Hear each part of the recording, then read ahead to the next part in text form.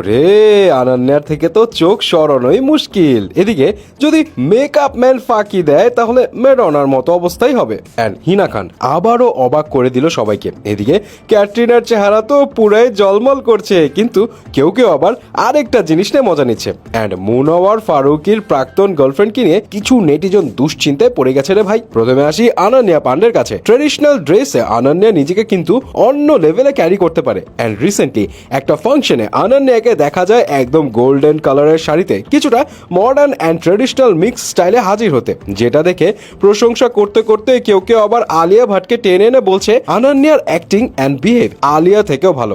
লাও ঠালা, এখানে আবার আলিয়া কোত্থেকে আসলো রে? তবে সেই ইভেন্টে শুধু আনান্যা নয়, তার নতুন বিবিএফ অ্যান্ড অমিতাভ বচ্চনের নাতনি নভ্যাও ছিল। অ্যান্ড আনান্যার পাশাপাশি নভ্যাকে দেখতে কিন্তু পরিপাটি লাগছিল, বাট করিশ্মার সাথে আনান্যার ইন্টারাকশনটা ছিল খুব ইন্টারেস্টিং। রেড কার্পেটে সুন্দর মতো কিছুক্ষণ হেসে হেসে একসাথে পোজ দিয়ে আনান্যাকে সাইড করে দিয়ে করিশ্মা একটু সোলো পোজ মারে। আরে ভাই, বুঝতে হবে তো, সিনিয়র নায়িকা যে। আরে ভূমি পেদনেকারও ছিল দেখছি।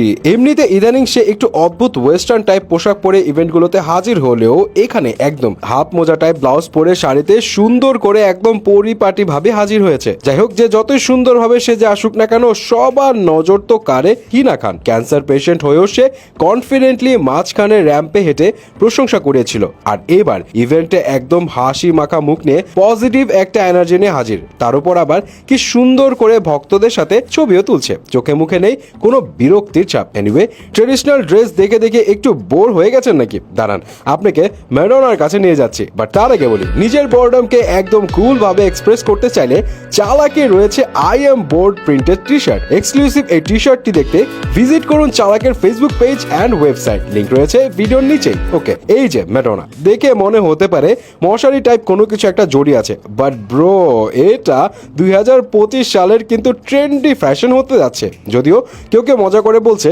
যখন মেকআপ আর্টিস্ট কাজে ফাঁকি দিয়ে ছুটি নিয়ে নেয় তখন এই পোশাকটা একদম পারফেক্ট আউটফিট। তবে ভাই, ক্যাটরিনার চেহারার গ্লো কিন্তু যে কোনো আউটফিটকেই হার মানাবে। তার অরাটাই এমন যে যেটা পরে সেটাতেই মানায়। অ্যান্ড রিসেন্টলি সে একটা ইভেন্টে প্রায় 6,30,000 রুপি দামের ব্লেজার সেট পরে হাজির হয়, যেটা পরে তাকে দেখতে অনেক সুন্দর লাগলেও কারো কারো কথা হচ্ছে কি লাভ এত দামি ড্রেস পরে?